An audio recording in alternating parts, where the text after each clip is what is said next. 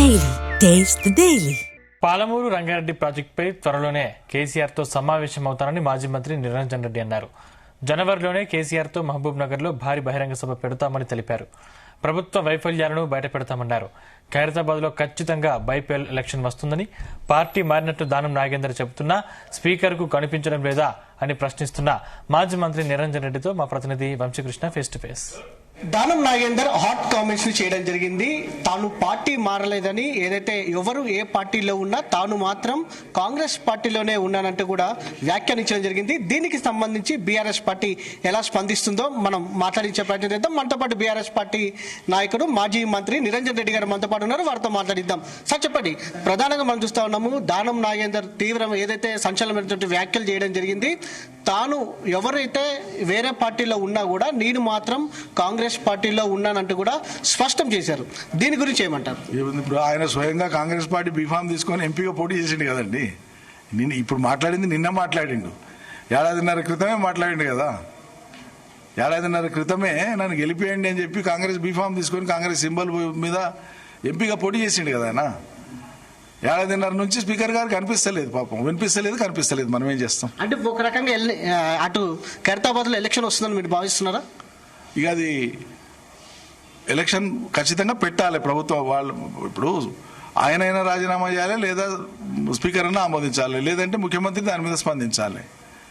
ఇంత బహిరంగంగా ఆయన పక్కన ఉండేటువంటి శాసనసభ్యుడు మాట్లాడినాక ఇంకా ముఖ్యమంత్రి గారు ఇంకేం దబాయిస్తాడు? మేజర్లా వాళ్ళు మైనర్లా ఈ చిరిపి మాటలు మాట్లాడడానికి వస్తుంది. కానీ మరి దాన్ని మాట్లాడినటువంటి మాటలకు జవాబు ఇవ్వమనండి రేవంత్ రెడ్డి గారిని. దాంతో పాటుగా పాలమూరు రంగారెడ్డికి సంబంధించి బీఆర్ఎస్ పార్టీ అధినేత కేసీఆర్ గారి సభ ఉండబోతుందన్నారు. ఉంటే ఎప్పుడు ఉంటుంది, మీకు సమావేశం కూడా త్వరలో ఉంటుందని కూడా చెప్పారు. దీని గురించి ఏమన్నా?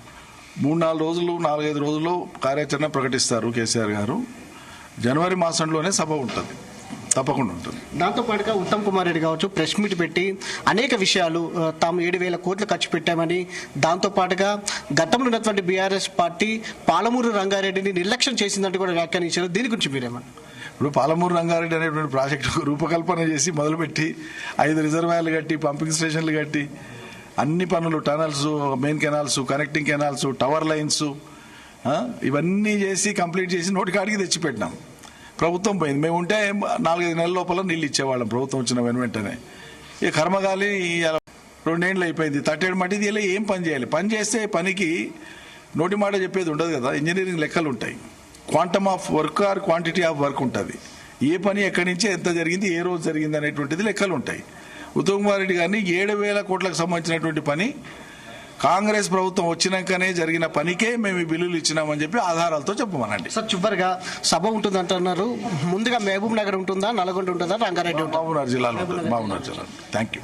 ఇది మొత్తం మీద స్పీకర్ కి దానం నాగేందర్ చెప్పిన వ్యాఖ్యలతోనైనా సరే అర్థం కావాలంటూ కూడా నిరంజన్ రెడ్డి వ్యాఖ్యానించడం జరిగింది. దాంతో పాటుగా జనవరిలో అటు పెద్ద ఎత్తున సభ ఉండబోతుంది పాలమూరు రంగారెడ్డికి సంబంధించిన అంశం పైన అని కూడా చెప్తా ఉన్నారు. ముందుగా బీఆర్ఎస్ పార్టీ అధినేత కేసీఆర్ అటు జనవరి మాసంలోనే అటు మహబూబ్ నగర్ లోనే మొదటి సభను నిర్వహించబోతున్నట్టు కూడా తెలిపారు. వీడియో జర్నలిస్ట్ కృష్ణతో వంశీకృష్ణ, జీ న్యూస్, హైదరాబాద్.